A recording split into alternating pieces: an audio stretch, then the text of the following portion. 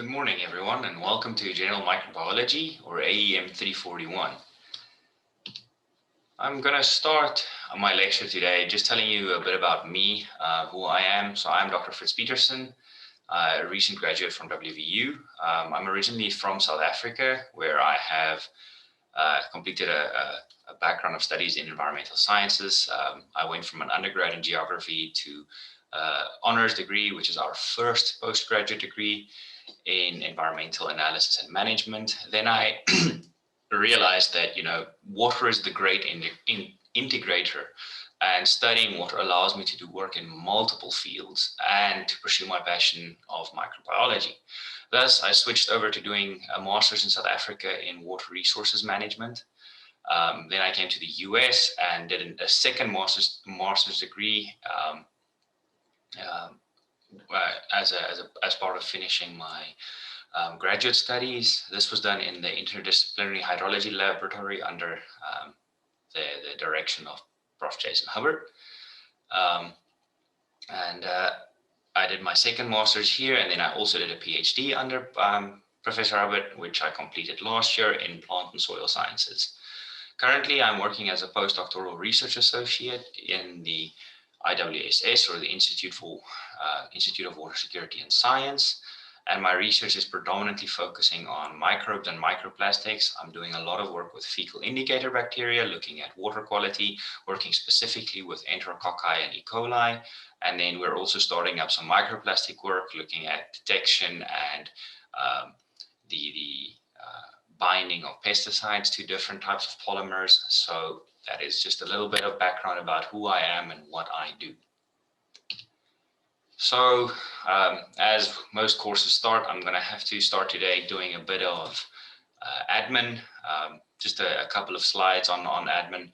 So to give you guys an idea of what the outline of the course will be like and how you will be tested and how you will be assessed.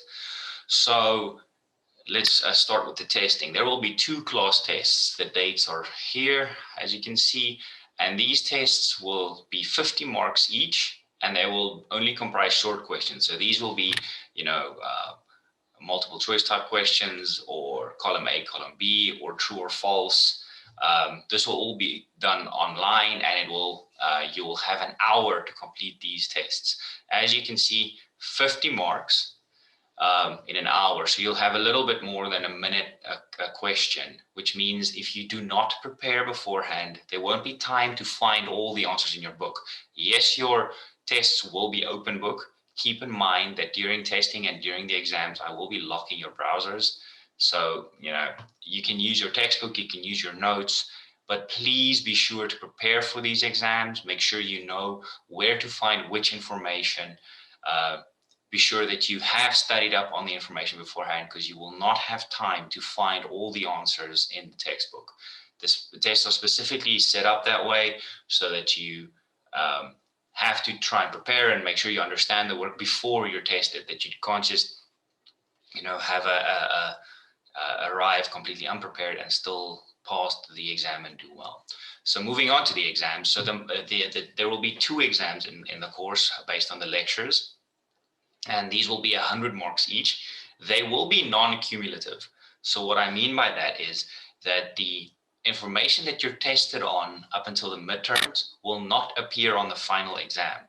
When you look at the syllabi that I posted online on Monday, you will see that the midterms is essentially the first half of the lectures, and then the content for the final exam will be the second half of the lectures. So again, non-cumulative. The tests are cumulative. So just because you were tested on something in a class test does not mean that information will not appear on the subsequent exam. So the content for the first class test will very, very likely still appear on the midterm exam, and the same with the second class test and the final exam. So keep in mind that the exams are how I'm splitting the course content into 2 halves. But the tests are kind of ways for you to gauge where you are, gauge your understanding, to see, how you are doing, how you're keeping up with the course content and how your understanding is growing. So approximately 80% of these exams will still comprise short questions. So this will be multiple choice, labeling diagrams, column A, column B, true, false. And then the last 20%, so the last 20 marks for each exam will be a longer type paragraph question. At this point, we'll see how everything goes, but this might take the form of 4 5-mark questions or 2 5 marks and 1 10 mark. We'll still decide on that, but just keep in mind that there will be some longer, more interpreting, interpretive questions. So this wouldn't simply be, tell me the characteristics of this microbe. This will be, I might create a scenario for you guys, and then you will need to show that you understand the work, that you didn't just memorize it.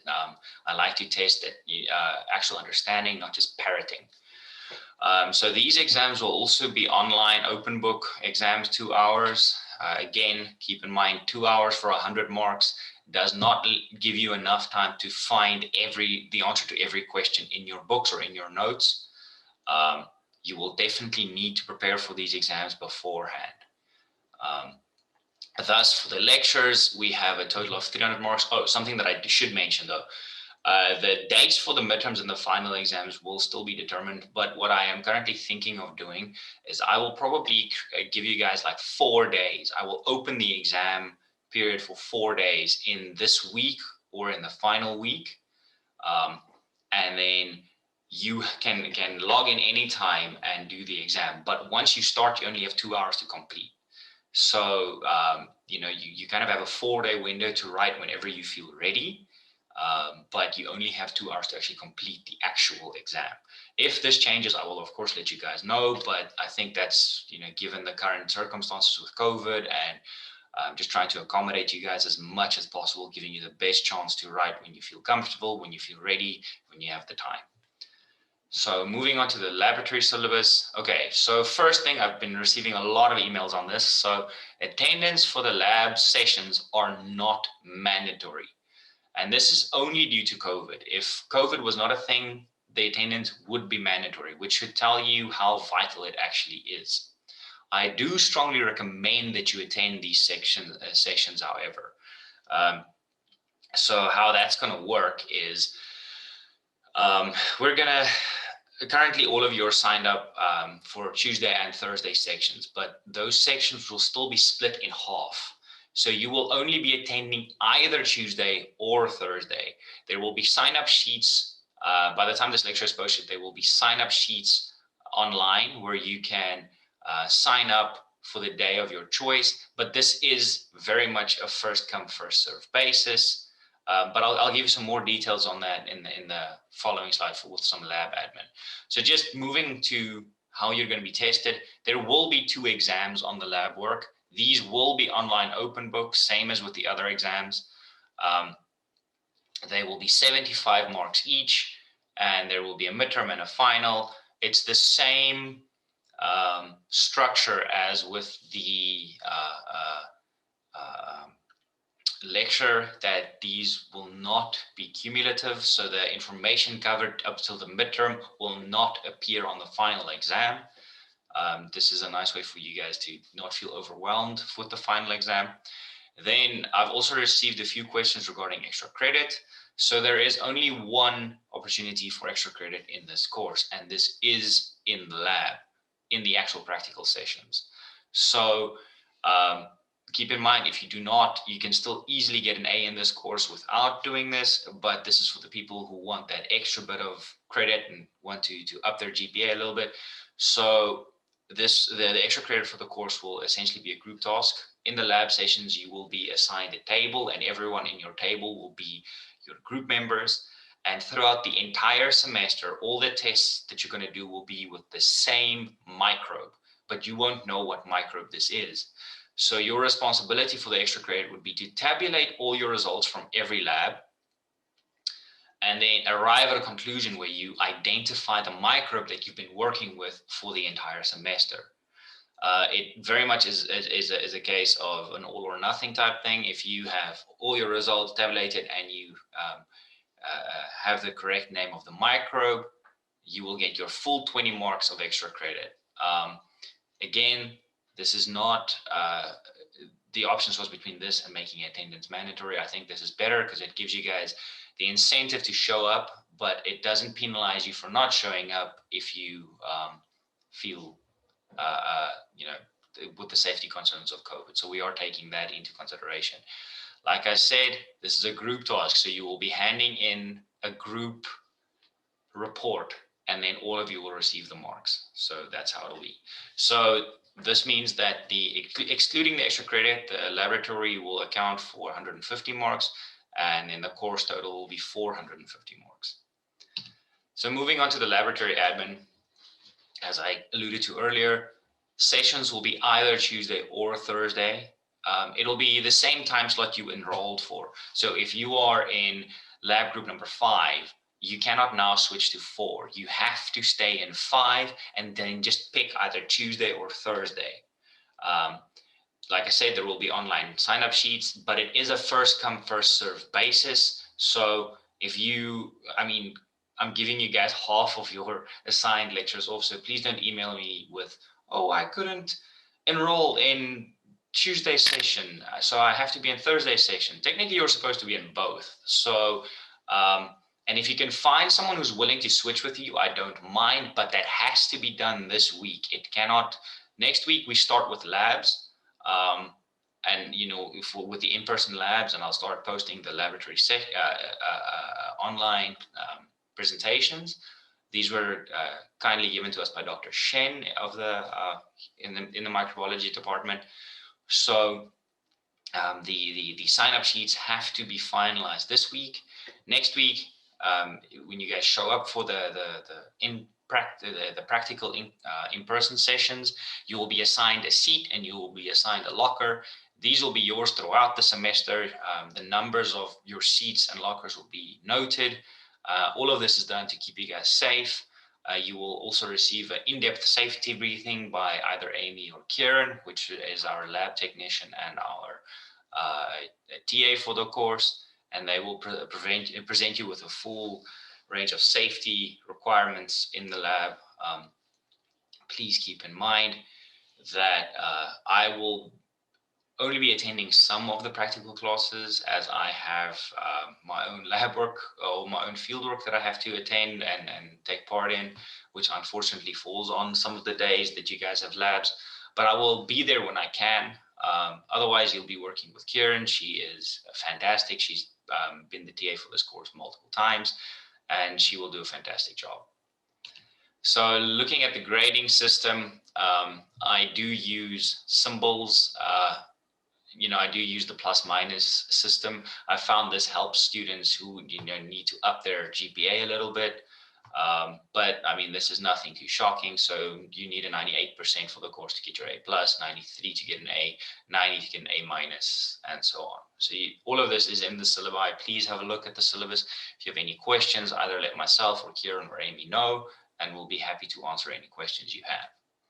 Okay, that is it for the admin. So let's get excited, because microbiology is, in my view, one of the coolest field areas in the world. It's like studying little aliens. It's amazing. So microorganisms are really awesome. So they are extremely important for life on Earth. And most life on Earth is actually microbial. They've been around the longest. They've had the longest time to evolve and change and adapt. Thus, there are just way more of them than any other organism.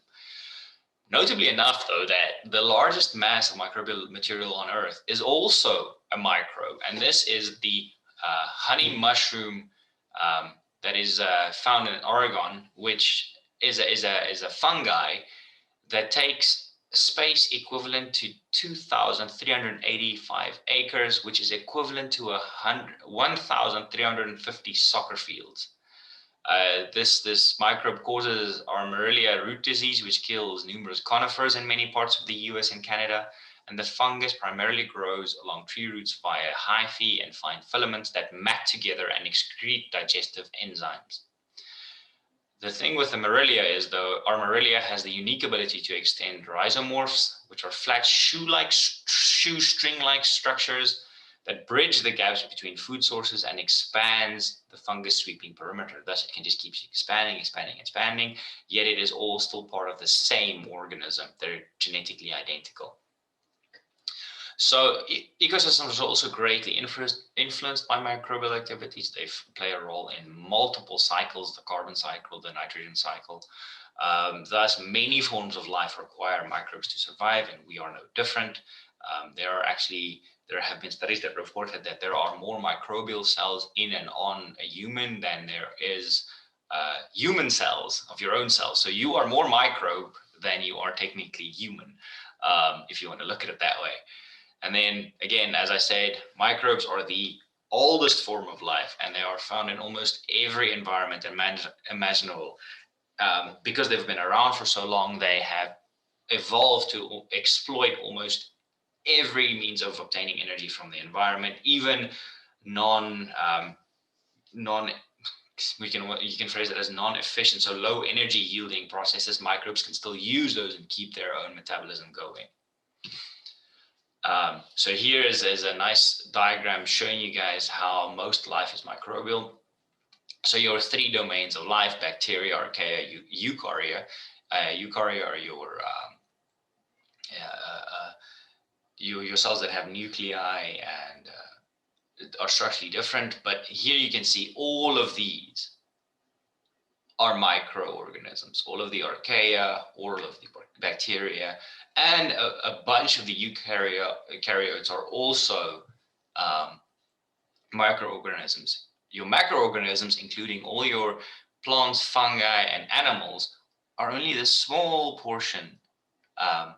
So obviously, in terms of diversity and number of organisms, the rest vastly outweigh them. So just to give you guys a bit of overview, bacteria and archaea have a prokaryotic cell structure. And then organisms from the eukarya encompass cells that include a nucleus containing genetic material from the cytoplasm. Confining the genetic material, sorry, I should rather say. So the nucleus essentially separates the genetic material from the cytoplasm of the cell. So most microbial cells are found in oceanic and terrestrial subsurfaces. So to give you an example of that, the sub-seafloor sediment abundance estimate of microbial cells is 5 times 10 to the power of 30 cells, which is just an absolutely massive amount of cells that is found on this sub-seafloor sediment. And these, I will be discussing all these processes in greater depth. So all these stars on my diagram here represent microbial activity. And then you can see how in ecosystems, ecosystems are greatly influenced by microbial activities. You can see that if there's a breakdown in any of these processes, the cycling of carbon will just almost cease. It'll be hampered. And then I'd like to take this slide also to say that although microbial life is very vital to other forms of life on Earth, one of the major caveats that you guys should be aware of is that physical processes govern biological systems or responses. What this means is that at the end of the day, physics governs everything in terms of where life occurs, what life occurs. A simple example of this is almost all life on Earth would cease if you were to turn off the sun, thus showing that the heat of the sun and the energy coming from the sun is absolutely vital, and that's the underlying factor controlling all life. But that being said, many forms of life on Earth would not occur without microbial activity or microorganisms. So to give you an example of that, we'll look at Symbiodinium. Symbiodinium is a genus of dinoflagellates. They are unicellular organisms that reside in the endotherms of tropical organisms such as corals and sea anemones and jellyfish. So you can see here, this is the coral that has Symbiodinium present, and this is what it looks like when the Symbiodinium is absent. These are just some pictures of what the Symbiodinium actually looks like. So they exchange the products of their photosynthetic processes with the host for inorganic molecules. So they actually provide the host organism, in this case a coral, with a vital, with something vital it requires to survive. So, and that the Symbiodinium obviously stems from symbiote or symbiotic. So it's a mutually beneficial relationship. So one couldn't survive without the other. And here's a nice example of microbes that are found in almost every environment imaginable. So first thing I would like to allude to, remember when I just said that physical processes govern biological systems. So you can look at that when you look at the habitable zone in terms of astronomy. So the habitable zone is the range of distances from a star where liquid water might pool on the surface of an orbiting planet. If a planet is too close to its parental star, it is too hot and water would be evaporated. If it's too far from the star, it would be too cold and water is frozen. Thus, typically people assume this to mean that life is completely impossible outside of the habitable zone. This might not be the case, however. If you look at hydrothermal vents, life could theoretically occur in these vents without the need of sunlight. In our own if you look at our own world, these hydrothermal vents are deep below the ocean surface where light doesn't penetrate. Yet you still find microorganisms inhabiting here because they have heat and they have nutrients. So thus these microbes are able to survive in this insane place with incredible heat, where almost nothing else would be able to live.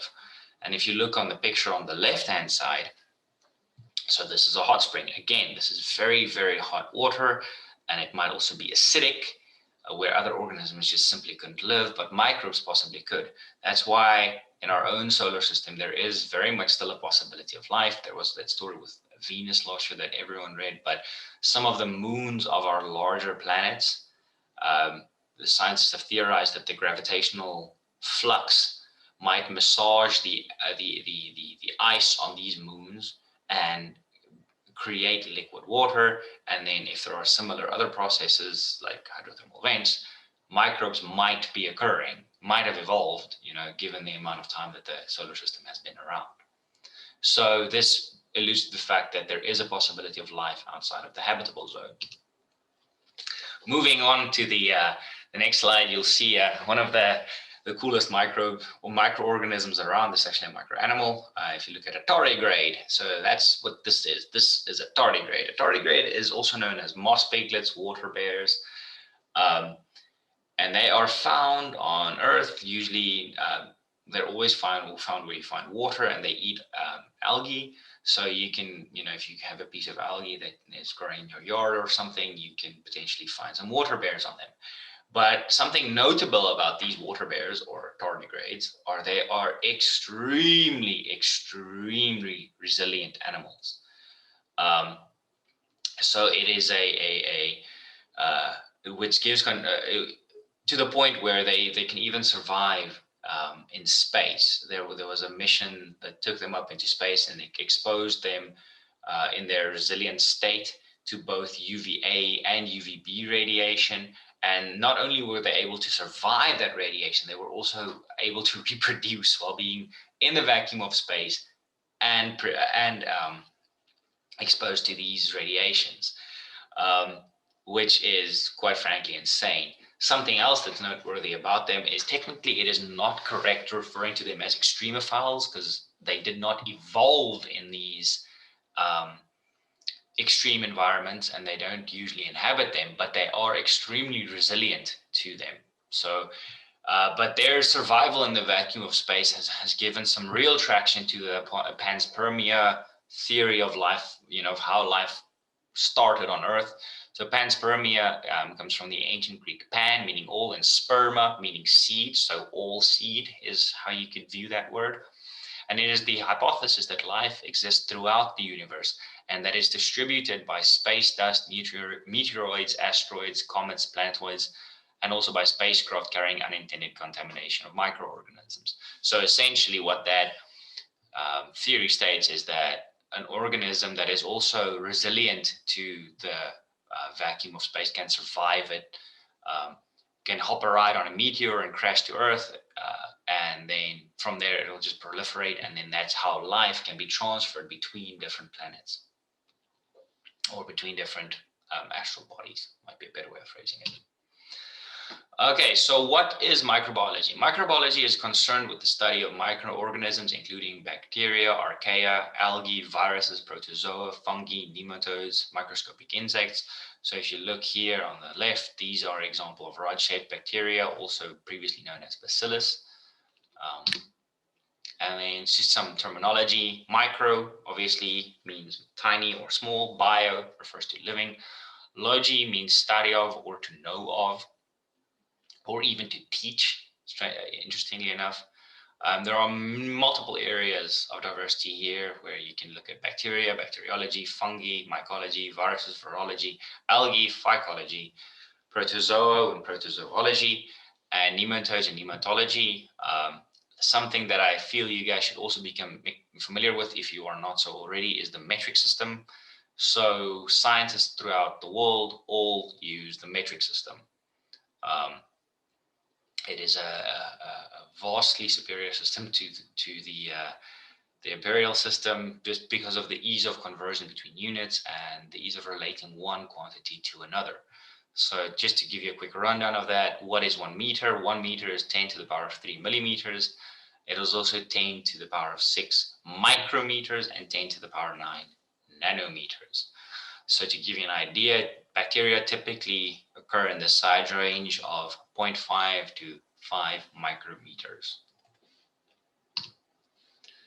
Microbiology involves many fields of study. That's also another reason why it's so fantastic, similar to studying, as I do, water resources.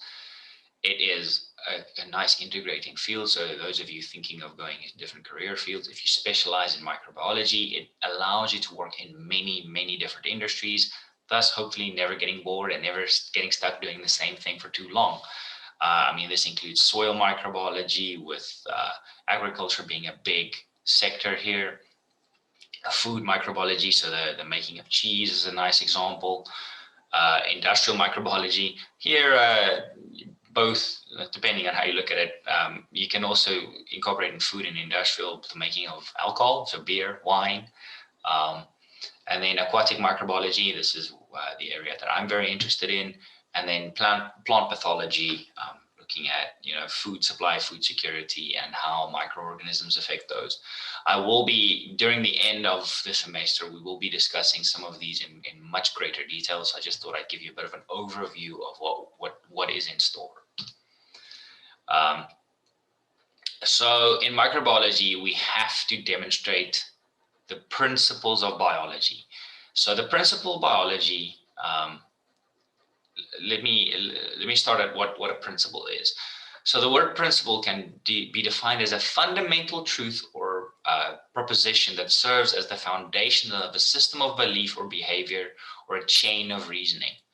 So given that definition, we can say that a principle of biology is a fundamental concept that is just as true for a bee or a sunflower as it is for humans. All life, including the sunflower or the bee, is made up of at least one cell. The traits, so that's cell theory, the traits of the traits of a particular organisms are embedded within their genes. That's gene theory. The organism must maintain homeostasis to survive. That's the principle of homeostasis. And that organism must have evolved from a pre-existing species. That is evolutionary theory. So microbiology very much still subscribes to the principles of biology, and that microbes adhere to all these facets. And then importantly, the roles of microbes can be also divided into both harmful and beneficial. Usually when people, especially given 2020 Armageddon here, People like to think of microbes as harmful, leading to pathogens. COVID obviously being the current easiest example there, can lead to food spoilies, biodeterioration, and many other things. Acid mine drainage is another example. But we have to realize that, as stated before, many forms of life rely on microbes, and they can be very, very beneficial. So they're absolutely crucial for the cycling of elements. They're useful in the food industry. They're used for the creation of many pharmaceuticals. So these organisms are not all bad. You can view it that way. Okay, so just to name some more beneficial uses of microbes. Again, like I said, alcoholic beverages, beer and wine, absolutely need microbes to make those. Antibiotics, insecticides, oftentimes you can use microbes in the creation of insecticides. And then many foodstuffs, so cheese, yogurt, sour cream, all of those require microbes to make. So, but then again, some microorganisms are deleterious to humans and the environment. So, if you look, when germ relationships go bad, you make me sick. So just here as a means of definition here, deleterious here means to cause harm or damage. So as we all are very much aware, thanks to the nice COVID-19 or horrible, not nice, horrible COVID-19 circumstances, that it very much, these organisms can cause actual harm. So some examples of deleterious microbes, these include E. coli. So oftentimes when you find or hear about food contamination outbreaks, it's often E. coli, specifically the serotype 0157H7. Salmonella also causes a lot of food poisoning. And then viruses. So here is what the actual the SARS-CoV-2 virus looks like. So this is the virus that actually causes COVID-19. Viruses also cause flu and hepatitis. So obviously microbes can also be harmful.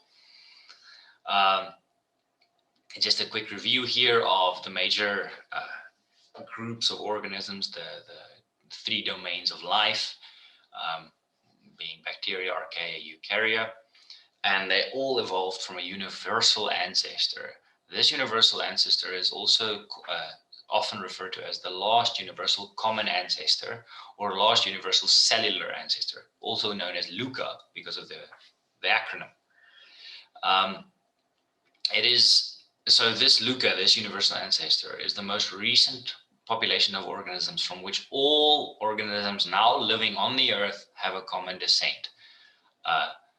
So this essentially constitutes the most recent common ancestor of all current life on Earth. Important distinction here, LUCA is not thought to be the first life on Earth, but rather the only type of organism of its time to still have living descendants. So in LUCA's time, there might have been other microbes or other organisms, they just didn't survive until now. All of us that stem from LUCA,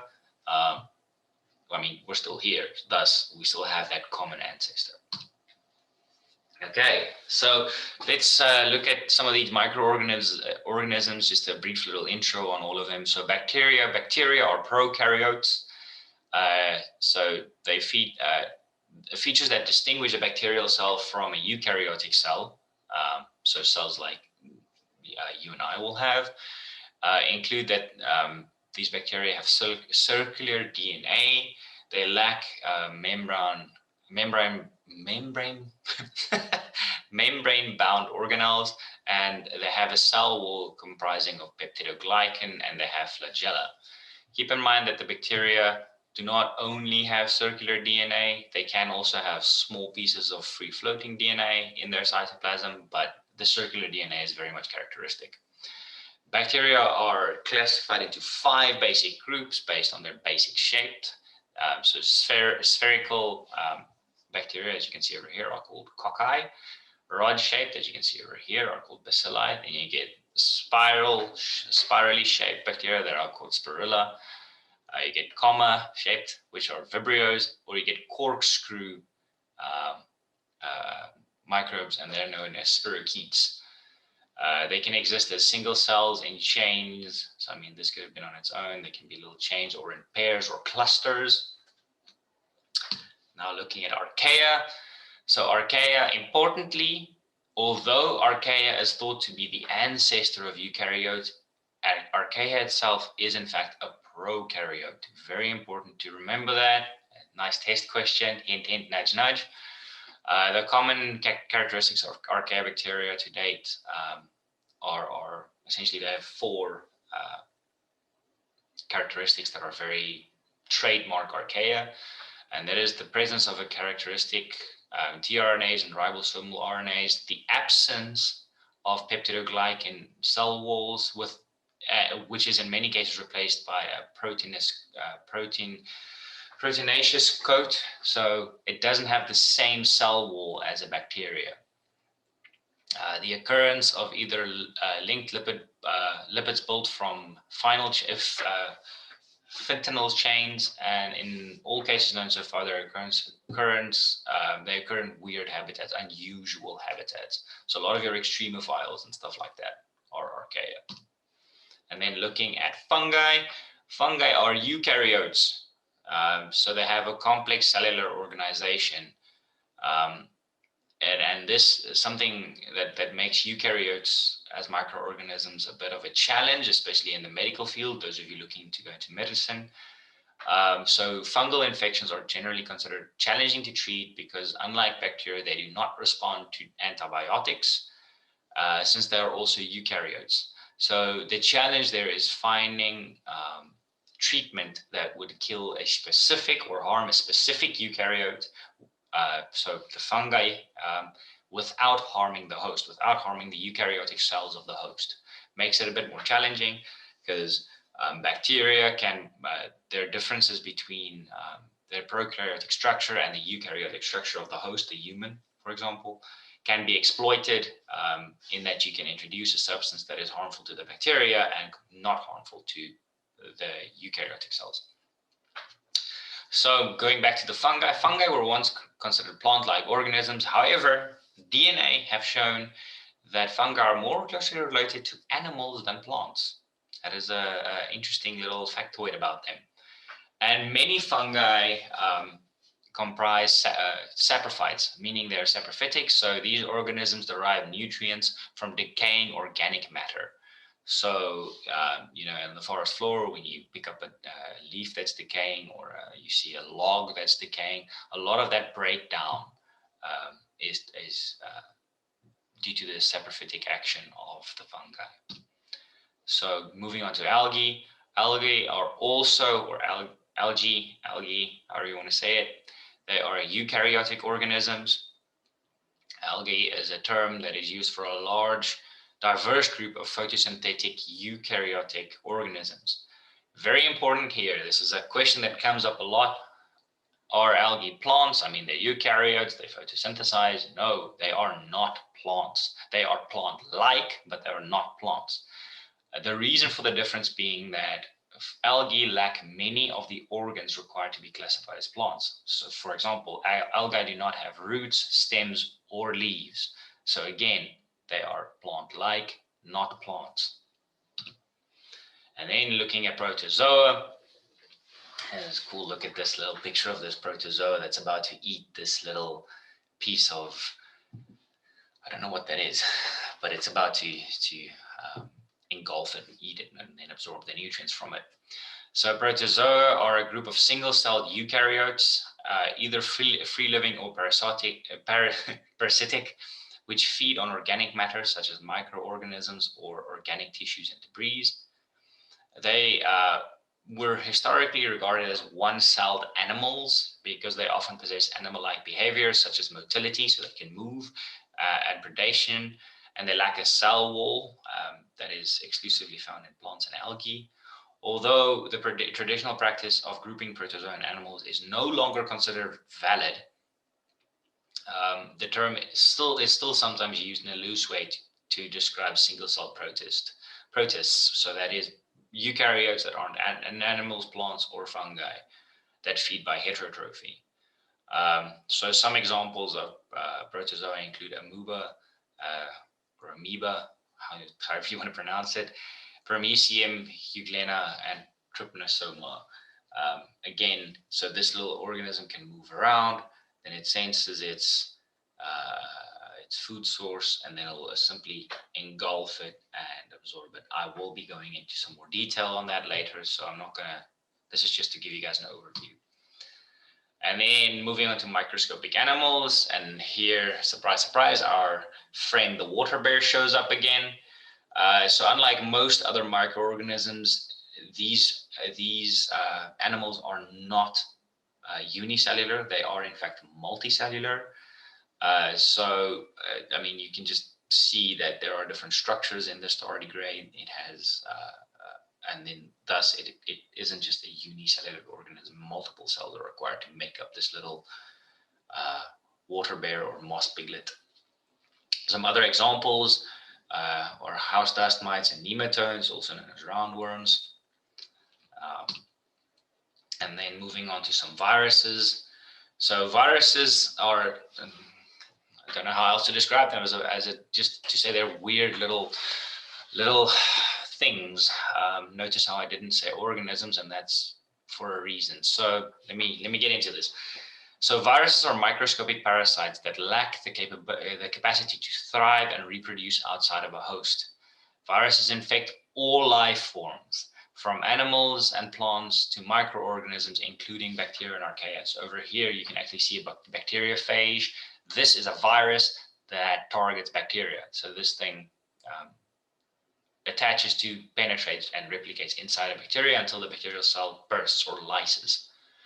So viruses have the following characteristics. They produce at a fantastic rate, but only in living host cells. They can mutate, as we are now finding out. Example down here again, you can see the COVID-19 or the SARS-CoV-2 virus. They can mutate, so there are now new strains of the COVID virus in Europe, specifically in Britain, and then in my own home country of South Africa, there are new strains that are more infectious. They are acellular, so this is where some important distinctions come in. They are acellular, so they contain no cytoplasm or organelles. They have no metabolism on their own, and they must replicate using the host cell's metabolic machinery. In other words, viruses don't grow and divide. The vast majority of viruses possess either DNA or RNA, but not both. So all of that can be summarized into saying that historically, viruses are considered non-living. They are not alive. But this is one of the greatest debates in microbiology, with some of world-renowned experts on both sides of the debate. You know, in your graduate studies or further on, expect to find a question where one of your professors asks you to debate whether viruses are alive or dead. I certainly had to, so you guys might have to do the same thing. Because one of the questions is, how can you then kill something if it isn't living to start off with? So, but anyway.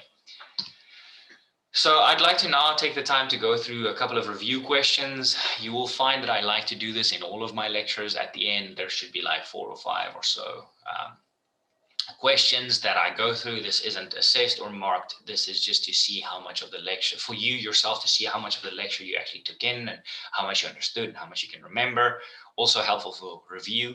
I am not saying that these questions will appear in the exams, but I'm also not saying they will not appear on the exams. So good and this gives you a feel for how I like to structure my questions, and how I like to go about asking these questions, the shorter questions, which will comprise the bulk of this course. So, which of the following are principles of biology? Cell theory, evolutionary theory, gene theory, or in the principle of homeostasis, or E, all of the above? So which of these? I'm going to give you guys, say, about 20 seconds to answer this. Which of them are principles of biology? Okay, this is pretty straightforward. I hope you guys remember this. The answer is, of course, E, all of the above. So all of those taken together, those 4 characteristics, are known as the principles of biology. Remember that all organisms have to adhere to those principles for them to be valid, including microbes. So, review question number 2. What are the domains of life? Is that bacteria, archaea, fungi, algae, and eukarya? Bacteria, archaea, and eukarya? Bacteria, archaea, and fungi? Bacteria, fungi, and eukarya? Or E, none of the above? Again, I'm going to give you 15 to 20 seconds to answer this. As a tip, think back to that tree of life, dendrogram, and looking at what are those original domains that you find there? How many of them were there and what were they? Okay, so the answer here is, of course, B. Bacteria, archaea, and eukarya. Remember that archaea is considered almost like a precursor to eukaryotes, but they that all your macroorganisms are found in eukarya. So true or false? All microbial organisms are unicellular. I'm going to give you about 10 seconds for this. Pretty straightforward. So are all microorganisms unicellular? The answer here is, of course, false. Think back to our friend the water bear. Definitely not a unicellular organism. And then the last one, archaea are eukaryotes. So can you remember, are archaea eukaryotes? And this is, of course, false. Remember, I said that archaea are thought of as precursors to eukaryotes, but they themselves are still prokaryotes.